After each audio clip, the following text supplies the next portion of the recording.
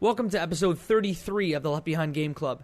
This week is a very special episode where we don't talk about an older game, we talk about games that haven't come out yet, and talk about E3 2018. The three hosts, Mike, Mo, and myself, gathered our top 3 most anticipated games, and we talked about them. Because of E3, we've pushed our Star Wars Republic Commando episode to June 20th, but rest assured that our Vanquish episode will still come out on June 27th as promised. As always, you can follow the Left Behind Game Club on Instagram at Left Behind Game Club, on Twitter at Left Behind Club, and at leftbehindgame.club. Choo choo! Come aboard the E3 hype train. The episode starts now. You're listening to the Left Behind Game Club.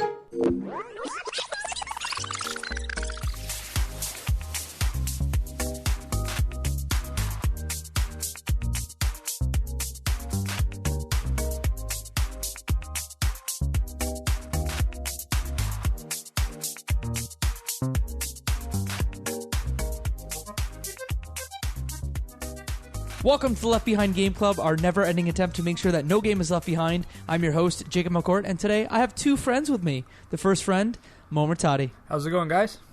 And the second friend, sitting right next to me, is Mike Ruffolo. I've been demoted to second friend. Yeah, you are now the second friend. But speaking of the number 2, let's move to number 3 and talk about E3. Talk about a great segue. The Electronic Entertainment Expo is happening next week in Los Angeles. We're here to talk about our top 3 most anticipated games of the show. It's a little different format for us. Typically, we talk about older games. We figured we'd try something new, see if you guys like it. If you like it, great. If you don't, then we'll readjust and go from there. So what we'll do is we'll each go through our top 3 most anticipated games for the show, and then we've got some reader comments and tweets. We'll go through those. We're going to start with the man of the hour through the internet, Murtadi. Yes. Okay, so with me starting, I think my first 2 are Team Nintendo. The biggest reason being I don't have a Nintendo Switch, but I want to have a reason to get that Nintendo Switch, and that's kind of where I'm going to be starting off. First one is Super Smash Bros. Kind of easy. Every generation has a Super Smash Bros. But I kind of thought about it. Every time I bought a Nintendo device, I bought Super Smash Bros. And I went through the classic challenges one by one. Hey, you have to defeat a Mega Mario, a Metal Mario, a Bowser of some kind. And that kind of kills a lot of time. I'm a big fan of getting value and length of play for my dollars. And I feel like Super Smash Bros. Is going to be that. You can play with a bunch of friends. It's the title for me, and it might get me over the hump. What do you guys think? I think that Super Smash Bros., the series, is probably one of my favorite game franchises ever.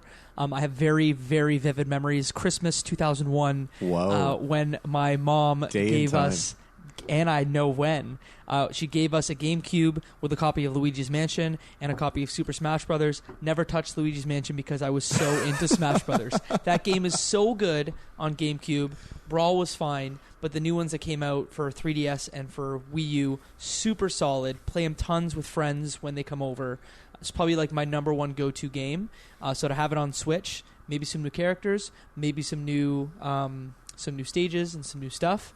I would really like a single-player campaign, but I feel like I'm in the minority for that. Yeah, that'd be kind of weird if it actually does a single-player campaign. I'd be down for it, but... They did it with, what was that? I forget what it was called, but they did a huge, expansive single-player campaign for Brawl, I believe, and I'd really love them to go back to that. Michael? So, I have a question about this Smash. I know when it was announced, I think last year, what we were teased was the Smash Brothers logo in the eye of a Splatoon character. And I know there was a lot of question up in the air as to whether this was a new Smash Brothers game or an update to the Wii U 3DS one. Have you guys heard anything about that? Because I know that's been a trend on the Switch, taking games that, were quite frankly pretty good on the Wii U, but didn't get an audience because the Wii U as a platform didn't have an audience, and then upgrading it. Jacob, do you know? So I think a lot of the details about the game have been sparse so far. I don't think we know yet if it's a full-fledged new title like a Smash 5 or if it's just a remake, because they haven't really shown anything besides that teaser trailer where they're like, hey, it's the Inklings. Yeah, no, one of the things I think it works now is... so the GameCube Super Smash Bros. Melee was amazing, loved it. I didn't really care for the Wii U version, the Brawl, that much, But I feel like the Switch, just having the ability to kind of hand someone a controller and just mash some buttons and play with them right there, this is the perfect console for it to come out and do really well. And if you were going to play it for the first time or anything, you instantly have multiplayer. The best thing about Smash Brothers with this potential new game. So I don't know. I feel like it'd be pretty sweet. Smash is a great unifier. You can put a controller in almost anyone's hands. They don't need to be comfortable with it. They just need to know how to hit 2 buttons and vaguely move their character around the screen. You mean you don't know how to wave dash, Mike? Come on. Yeah, my Falco game is not that strong. No Johns, bro. No Johns. No Johns for me. If you are interested in what I'm talking about, there's a documentary about Super Smash Brothers and the scene. It's on YouTube. It's in multiple parts. It's very good if you're interested. It's called The Smash Brothers, right? Yes, it is. Thank you. Love that documentary. What's the next game on your list? So my next game is more or less one actual game that was kind of announced just a few weeks ago, Pokemon Let's Go Pikachu and Pokemon Let's Go Eevee. But I kind of want to see maybe a reveal of an actual maybe RPG adventure game, kind of like the ones they had on their mobile devices, the 3DS and so on and so forth, but a full-fledged Switch version. Because Jacob, you mentioned this may not be like a full-fledged 3DS adventure game. Is that right? Yeah, so again, details, they're not as sparse as Smash. There are details as of today. We're now recording this the Tuesday before E3. So the details that are out there now is that this game will only have the first 150 Pokemon. There will be battles, but there will not be wild Pokemon battles because the wild Pokemon encounters are Pokemon Go style. Wow. So you have your Switch controller, or your Joy-Con rather, and you actually throw the Pokeball much like you do in Pokemon Go. How many people are going to be throwing their Joy-Cons across the room? It's going to be like Wii Bowling all over again. Yeah. No, that'd be awesome, though. Please use the wrist strap. Yes. Do not forget the wrist strap. It's very important. The problem now is even if you go outside to play, like that warning that screen mentioned, you can bring your Switch out there with you and then throw your Joy-Con across the field. I'm just picturing a video on America's Funniest Home Videos where someone has their Joy-Con, they're like 10 feet away from their Switch on a picnic table, and they just whip it right at their Joy-Con, and they go, "But Mom, the Pokemon!"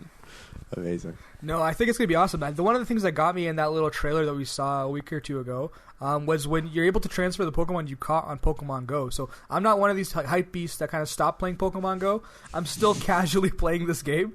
So I'm really excited to see my Pokemon that I made grow strong and awesome in my little garden or whatever they kind of previewed. So it should be cool to kind of sync the two. And those two themselves, Smash Bros. And Pokemon so far, are probably going to make me purchase that Nintendo Switch this year, possibly after E3 if something else gets announced. But yeah, those are the two titles that are kind of getting me excited. I feel like there are so many good reasons to own a Switch today or right now, and I can't wait to see what games come at E3 for Nintendo and the Switch, because they make that offer more and more compelling with every day. Yeah, you know what's funny? It seems like when the previous consoles did come out, there was so much hype before them, and they got the release, and I've just from myself, I've noticed my hype for all those other consoles declined dramatically. Whereas with this one, the Switch, it keeps climbing, and it's like getting me enticed to buy the actual console when I play mostly PC games. Your expectations were set pretty low. Yeah, probably. It's probably because of the previous consoles themselves. Good catch. So I own a Switch. I got it a few months ago.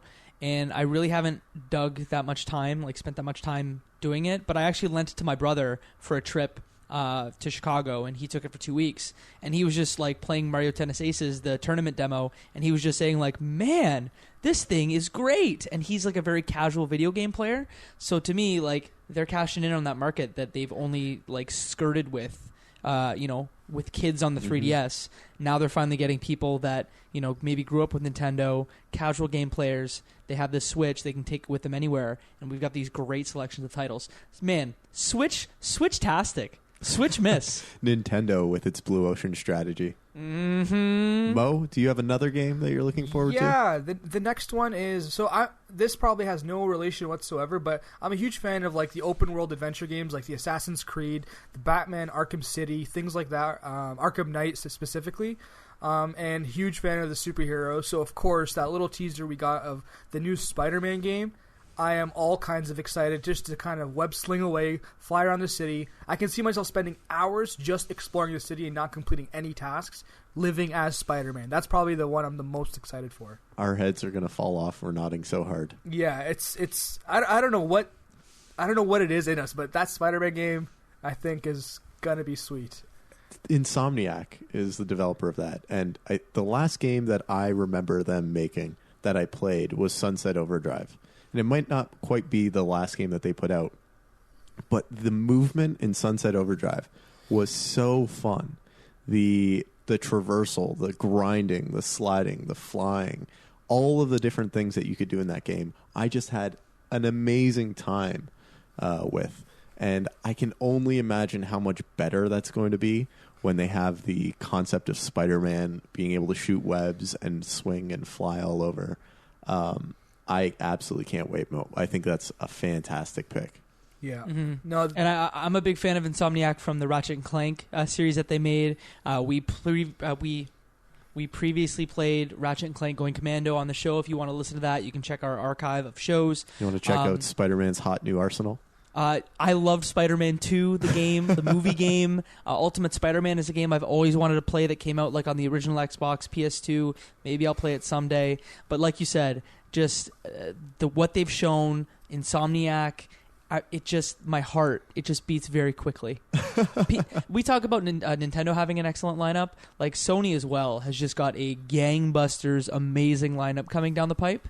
As one of my favorite internet personalities says, it's never been a better time to love video games.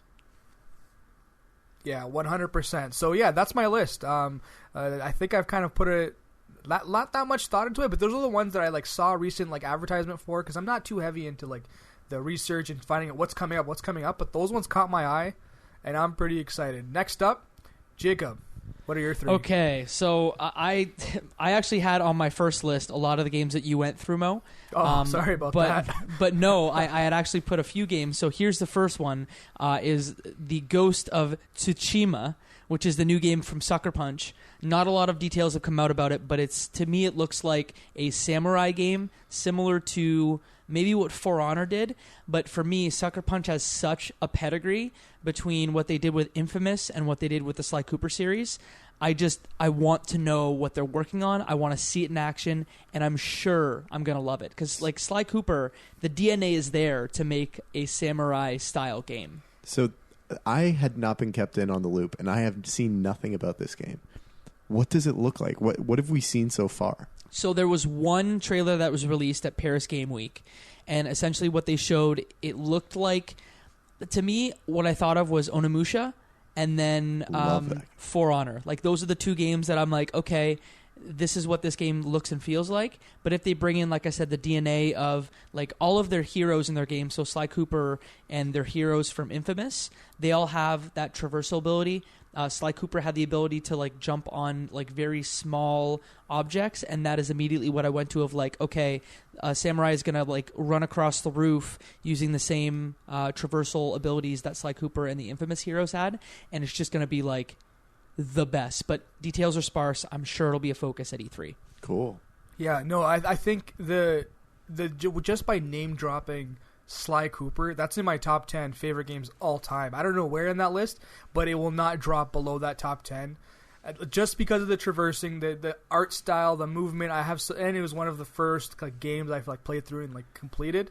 I'm excited for this game, Jacob. I don't know much about it, but just having that background, Infamous and Sly Cooper specifically, I'm excited.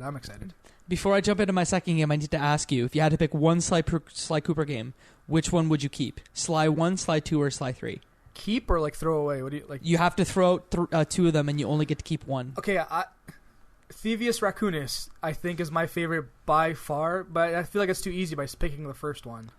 Yeah, I would pick the second one just because they add gang dynamics, but what I'm writing right now in my book that's sitting right next to me is we need to play Sly Cooper at some point. I've never played a Sly Cooper.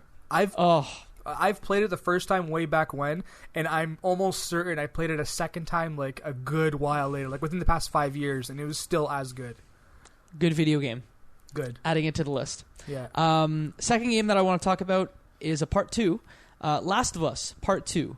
The Last of Us is I almost think my favorite game of last generation.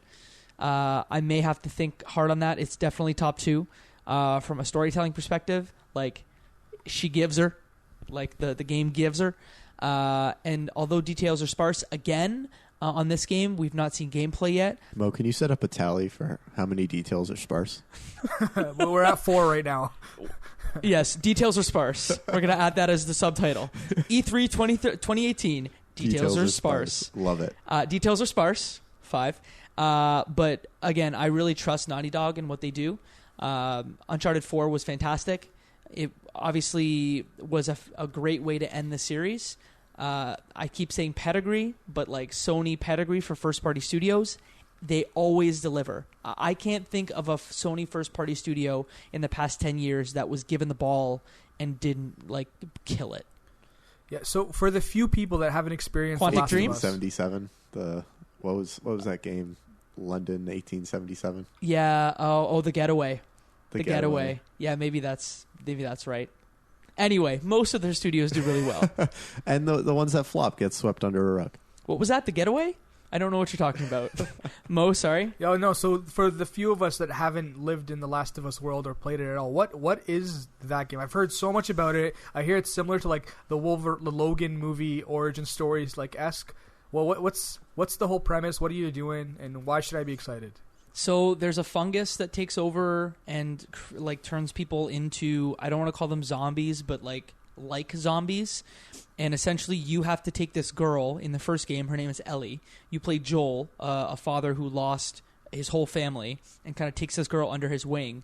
You go across the country to deliver this girl to a group of people that, you know, she's immune to this virus. And you want to essentially like create a cure from her antibodies. So you take her across the country to these people that you think are going to help. But who knows if they do help? The second game takes place much later. We don't know if Joel is part of it yet. But again, hopefully we'll find out more details at E3 2018. Sounds good. So my third game is one where, again, details are sparse, but thanks to Walmart Canada, they're not that sparse. Rage 2. So the original Rage came out in 2011. The game was developed by id Software, published by Bethesda, and it was an open-world shooter that kind of fed off id Tech 5. Mega textures. Mega textures. I believe that was John Carmack's last game before he jumped over to Oculus. Yeah, it was a John Carmack crazy moment where he's like, let me just figure out a way to load in huge textures extremely fast on very limited hardware. And after he solved that incredibly tough puzzle, he went on to make rockets and VR in his spare time. It's a very natural progression. Rockets in games, rockets in real life. My favorite John Carmack story, just as a slight aside, is when I think it was Ferrari came to him and said, you have to stop modifying our cars or we'll stop selling them to you. Because he would take it as a personal challenge to make the Ferraris more efficient and even better than what they currently are. And John Carmack is the creator of Doom, Quake, right? Yeah, he's one of the founders of it. And he's a super genius. Yes. Now at Oculus Facebook. He's smart on a way that people can only hope to think of. Mm-hmm. If you want to watch a great video, there are many videos when Oculus was first kind of coming out, and he was like developing his own like forks of Oculus, like off in a corner at E3, and was showing it to people. It's really great videos. Just Google them. But let's get back to Rage 2. They look like they're completely changing the art style, more color. It's being developed by Avalanche Studios, who made Mad Max and has made the Just Cause games, which like sign me up. Like all you have to do is like Rage had a premise that I was kind of into. It kind of reminded me a lot of Mad Max, and then kind of what the Doom games brought in. And Rage looked like, from an animation and from like the graphic fidelity element, it looked fantastic. But from a color palette perspective, it was a lot of black, gray, and brown. Mm-hmm. And so the idea of adding a lot of color to this world, to me, sounds amazing. Mm-hmm. It almost reminded me, and again, we've seen no gameplay yet. We've seen just kind of animatics and commercials, but it reminded me of Borderlands a little bit. Like right. it was like a little bit of the old Rage with some Borderlands, lots of color. The ads like reminded me of the Blob as well. I don't even remember the Blob, the game The Blob. It had very similar marketing to that. But I'm excited to see more details about Rage. I think Bethesda's going to have a killer show between this, maybe Prey DLC, and then whatever they're doing with Fallout 76. Bethesda's come so far as a publisher. If you think about it, not long ago, they were publishing Shadow Warrior and Wet. And I think, just a bunch of low-level B-tier games. And very quickly, they turned into a publisher that pumps out games that you legitimately look out for. And maybe 2 or 3 a year, but and everyone's a banger. Yeah, and they're getting there. I think a lot of that had to do with that ZeniMax acquisition and just pumping a lot of that private capital into them. But no matter what the cause was, I am also hugely stoked to see Rage 2. And that leaves Michael and his 3 picks. Okay. Give us your first pick. So the first pick is a game that it's a little game that most people don't know about, and it is Anthem. And that's a joke because I think last year everyone was incredibly hyped to see. Was it last year or the year before? I think it was last year. Everyone was incredibly hyped to see Anthem. It looked fantastic. It had an interesting mix between what I would say was a Titanfall and a Mass Effect. As in terms of, all of the rumors around it, it sounds like Anthem went through a lot of retooling after the blowback that EA had around loot boxes and loot crates and things like that. Can I just cut you off right there? Cause sure. The reason why when you brought up EA and loot boxes, when I was going through my research to kind of figure out what the 3 I'm most excited for, I had a comment that was highlighted I was going to bring up at the end. But in a nutshell, one of those awesome comments on the internet, it says EA at E3 2018. What to expect? ? Microtransactions. The end. I honestly think that EA is going to drastically pull back on those loot boxes and microtransactions. And I think Anthem is going to be one of those places that we see it. I think there might be some cosmetic items, but I think it'll be hugely drawn back. And I really do believe there's going to be a sentiment change around EA this year, especially because they know that they're in the hole. They were once again rated America's worst company.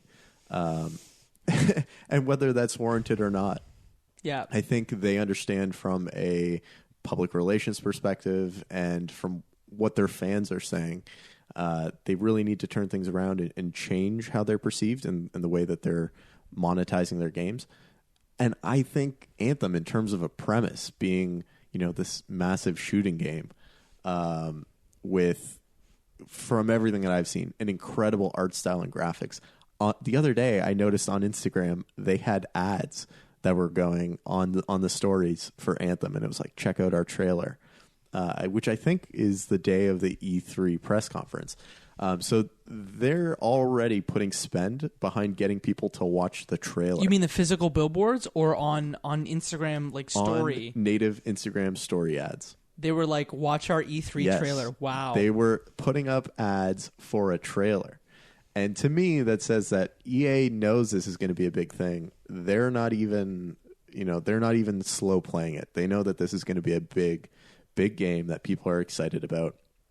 So I'm really excited to take a look at it.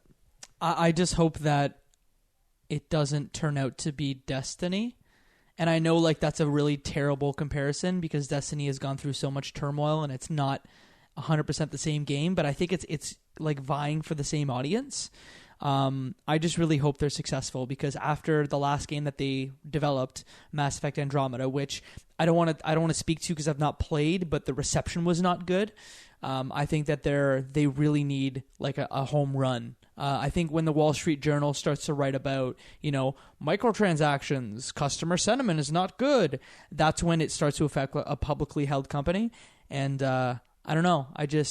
EA, I wouldn't want EA to go away. I don't think they ever would, but I'm really hoping Anthem is successful, especially because there's probably hundreds and hundreds and hundreds of people working on it too.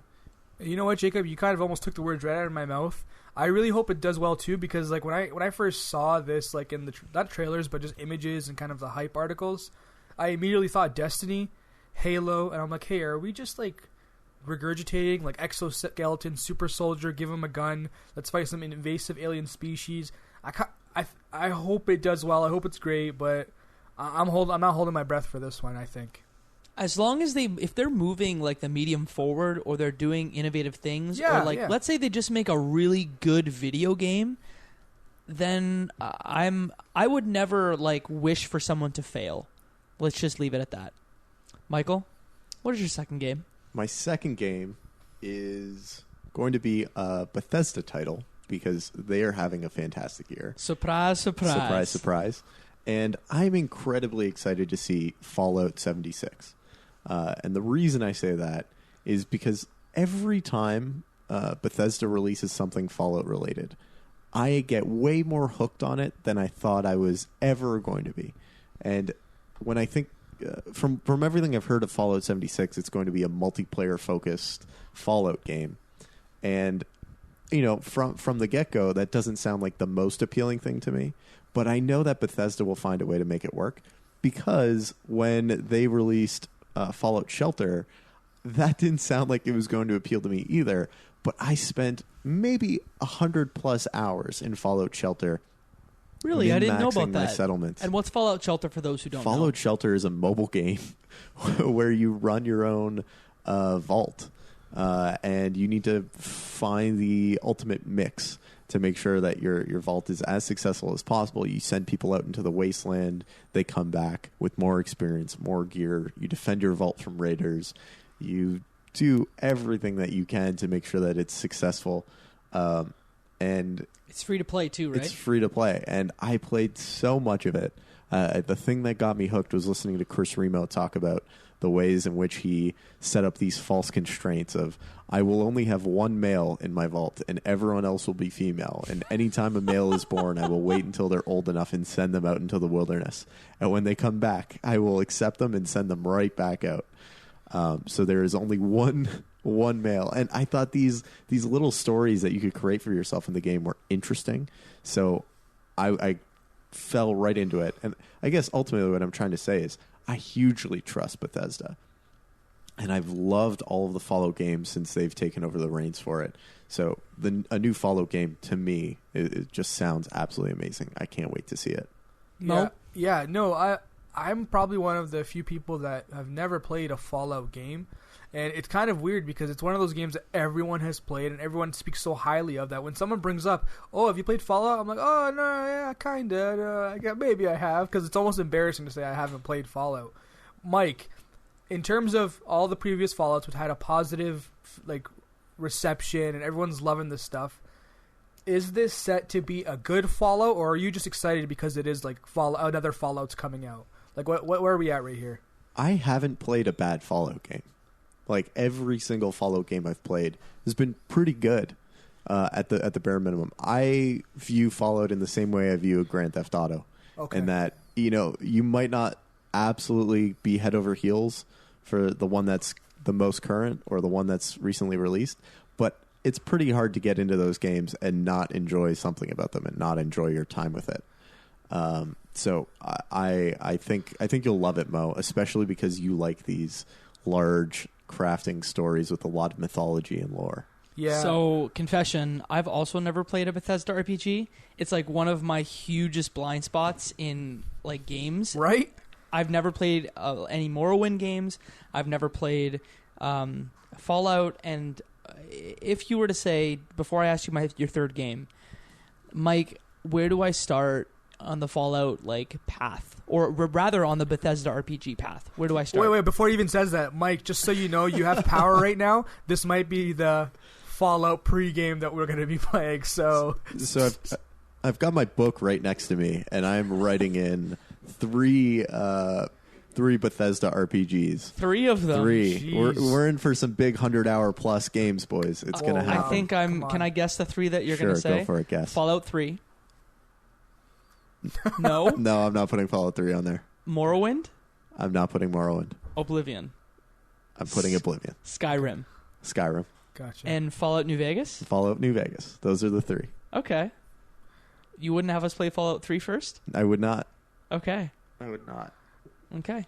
So the reason I picked those, we'll get into the reason I picked those at a later date. But just know that those give you the breadth and scope of what games in those franchises are and what those types of games can be. So I'm hugely looking forward to not only Fallout 76 coming out, but also playing these other big RPGs with you boys. Oh, RPGs. It hurts me. Mike, what's your third game? My third game is, I think it's, expectations are a little bit low on it since last year's E3, but it is Beyond Good and Evil 2. And I have a real soft spot for Beyond Good and Evil. 1, it is a book that I love. And 2, it is a game from Michel Ancel that was released in the PlayStation 2, Xbox, GameCube generation that had developed a real cult following. And the storyline was really interesting. The characters were fantastic. At the very end of the game, you're given a bit of a curveball, and you're kind of left hanging. And from everything that we've seen of Beyond Good and Evil 2, a game that had development start and stop many times throughout, it looks like it's a departure. It looks like it's going in a different direction, but it's also still in that same world. So that to me is also just hugely exciting because I want more stories in this world. And I think the thing that is keeping that flame stoked for me is Michel Ancel on his Instagram account continues to post concept art with small updates on the progress of it. And so every time I stumble across one more of those, I get more and more excited. So Beyond Good and Evil 2, I think, is going to be a standout of the show. I hope that I'm right. Yeah, I saw some of the gameplay footage that they released, and that was pretty wicked. Knowing almost nothing about Beyond Good and Evil, and since, I think I remember seeing maybe the cover art in, a bin at Walmart, for Beyond Good and Evil way back when. One of those discount bins, but yeah. I've never played any of it. But seeing that one little clip, I think you're flying a spaceship and you're jumping off the spaceship, kicking someone in the face, jumping back on the spaceship or something. That looks pretty sweet. Just the scale of that little environment kind of has me excited. I kind of want to see what's up, but I don't know much about it, and I want to know more. So this E3 should be pretty sweet. As a company, I adore Ubisoft. Whenever Yves Guillemot comes on stage and he just true. very happily comes on and he's like, these are the video games we have for you today. I can say that as a friend, as a francophone, I can do that. But look at me, I have Mario, and then this man is going to cry and it will be so beautiful. But I don't think this game could have happened at any other major publisher.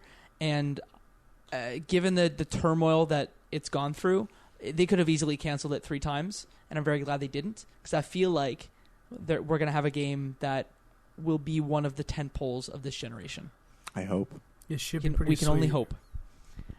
So that's our list. Yeah. We went through our 3 games. Do you want to just do a recap? Mo, your 3 games were... I can't even remember. It was Pokemon, any adventure game, so the Eevee and Pikachu version, or anything new from them. A Super Smash Bros. For the Switch, and I'm also pro Team Switch. I want the Switch to do really well and Nintendo to do really well. And lastly is the mega open world adventure that is Spider-Man this generation. That should be sweet. Fantastic. Ghost of Tsushima, Ghost of Tsushima, Last of Us Part 2, and Rage 2, and Michael. Beyond Good and Evil 2, Anthem, and Fallout 76. Great.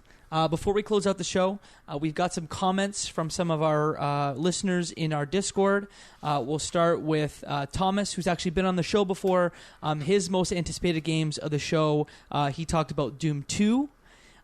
He's excited about Fallout 76. He's very excited to see what Marvel and Square are cooking up. Yep. He's wondering about some Metroid footage. And then he's also very interested in Ghost of Tsushima. And another listener, Hakam, said he's looking forward to DMC 5, Dragon's Dogma 2, or Dead Rising 5. He said anything from Capcom, really. He said Dead Rising 5 will probably be Capcom Vancouver's last chance to get it right, because Dead Rising 4 tanked and Puzzle Fighter on mobile was canceled. He would hate to see that company get shut down. We have 2 comments from our Twitter page. Andrew from Twitter said Red Dead Redemption 2, the first was far ahead of its time, both with multiplayer, story, and DLC. And he also said Last of Us Part 2 is a second with such an emotional tone. The Last of Us never hesitates to hold the camera on something that makes you squirm. And finally, our last comment comes from the Games Gone podcast. It's a podcast done by 2 brothers, Michael and Larry. And what they had said is Super Smash Bros. For Switch, because I want them to announce my boy Bomberman joining the fray. Also, how about a Perfect Dark reboot? Because why not? Yo. Let's do this. That's a great pick. That would be really interesting. Those would be sweet. Nintendo, let's go. So E3 is next week. That's all for our show. Mo, if the people want to listen and find you, where can they do so? You can find me at Murtadi across the board or murtadi.com. You can find me on the internet at Jacob McCourt on all major platforms and streaming games at jacobstreams.com. And Michael? Find me at Ruffolo M on most social places online or michaelruffalo.com. And that, my friends, is 1E3 that we're really hyped for. Yes. Hype.